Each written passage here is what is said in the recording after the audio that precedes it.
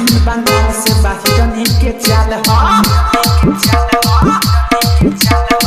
आई बंगाल से बाहिरनी के चाल हो कमर हिला के त कहरत बाबाल हो देखो एकर गोरे गोरे गाल हो आदि के बताओ आदि केस्टा के माल हो आदि के बताओ आदि केस्टा के माल हो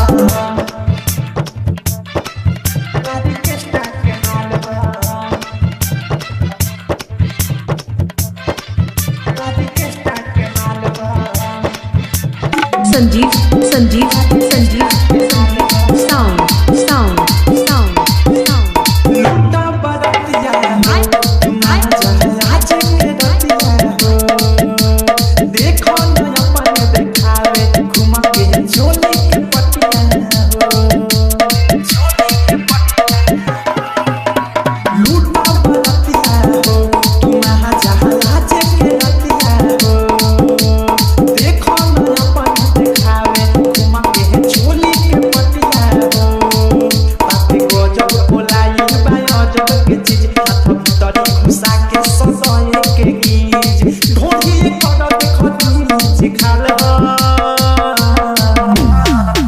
आदि के बताओ आदि केस्टा के माल हो आदि के बताओ आदि केस्टा के माल हो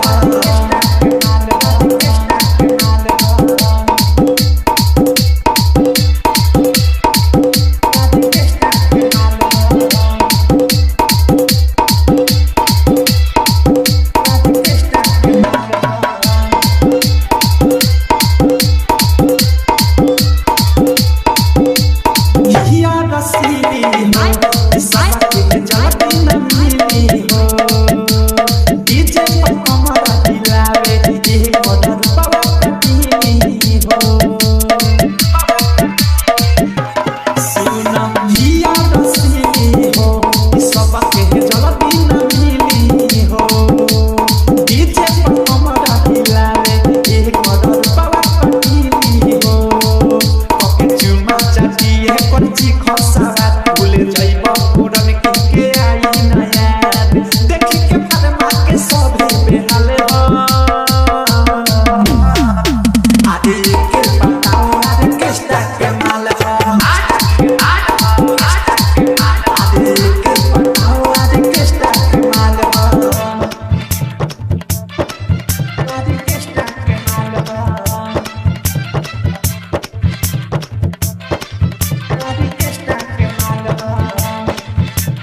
संजीव संजीव संजीव